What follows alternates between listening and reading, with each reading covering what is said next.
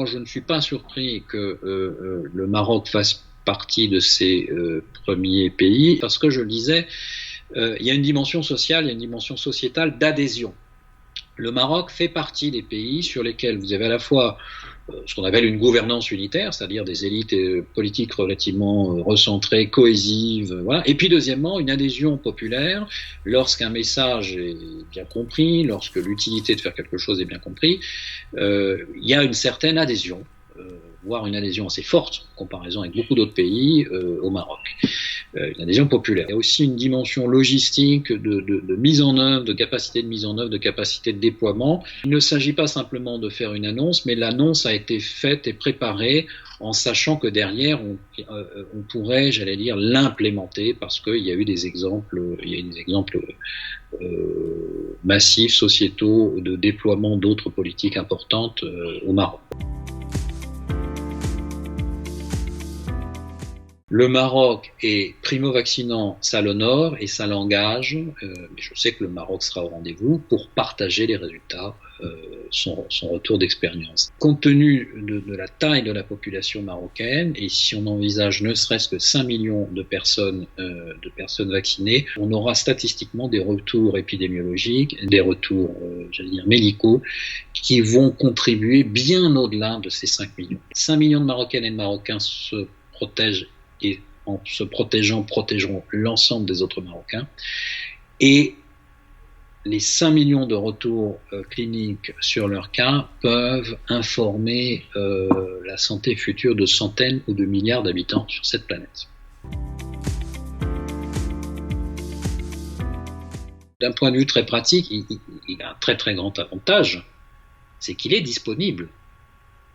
On n'est jamais on est moins d'un an avant le début, la détection, du moins la généralisation de cette épidémie, le fait qu'elle devienne une pandémie, et on a déjà un vaccin. Encore une fois, sur une base volontaire. Deuxième point, comme je le disais, c'est un vaccin nouveau, donc on va avoir besoin d'un retour d'expérience. Bon. Ce vaccin-là ne va pas être testé confidentiellement dans quelques endroits, appliqué à des pays qui ont des populations faibles. Non, il va être aussi déployé en Chine, plus d'1 milliard d'habitants. Donc le retour d'expérience va être, proportionnel, et va permettre de gagner du temps sur les prochaines autres phases. C'est-à-dire que les aspects véritablement cliniques de l'impact du vaccin et de la capacité à affiner le vaccin, la capacité à travailler sur les prochaines générations du vaccin, peut, toute chose égale par ailleurs, être très bonne en Chine. Et avec la taille de l'échantillon chinois, le Maroc a quelque part une garantie qu'il y aura un retour d'expérience en continu qui devrait être très bon, qui est dans l'intérêt de la Chine elle-même.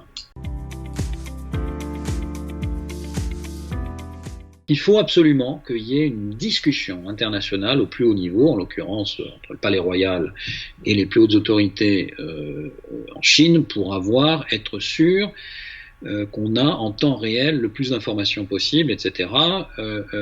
Ne serait-ce que dans une logique bien comprise de ce que les Chinois appellent le gagnant-gagnant. C'est-à-dire que c'est évidemment important pour le Maroc d'avoir ce retour effectif, mais ça l'est tout autant sur la Chine, parce que je le disais, la Chine a un intérêt, pas uniquement commercial, pas uniquement en termes de diplomatie, mais y compris un intérêt épidémiologique, à ce que son vaccin ait un effet d'adhésion, constitue dans le monde entier le club le plus important. Donc, de ce point de vue, le Maroc étant un des primo-vaccinants sur le vaccin chinois, d'autres pays scrutent déjà l'expérience marocaine, et scrutent l'expérience marocaine aussi au niveau de la relation sino-marocaine, et je pense que dans une logique bien comprise, la Chine a, dans son intérêt propre et dans un intérêt de bien public mondial de lutte contre la pandémie, intérêt à ce que le Maroc ait un bon ressenti de sa relation bilatérale.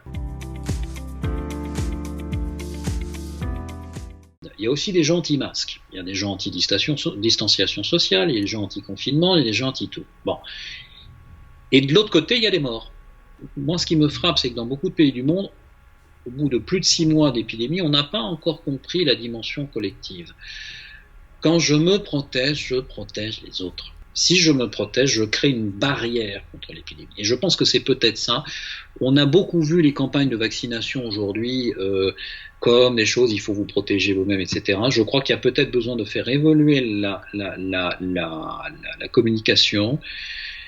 Lorsque vous vaccinez, vous vous protégez, c'est votre affaire, c'est du droit privé, c'est la sphère privée. Mais que vous croyez ou vous ne croyez pas dans cette protection privée, que vous recherchiez cette protection privée ou pas, vous protégez l'ensemble de la population. Si ces deux injections, et que ces deux injections permettent d'être aussi efficaces, voire plus efficaces en termes de barrières que de mettre tout le temps des masques, etc., bon voilà, chacun en son âme et conscience décidera.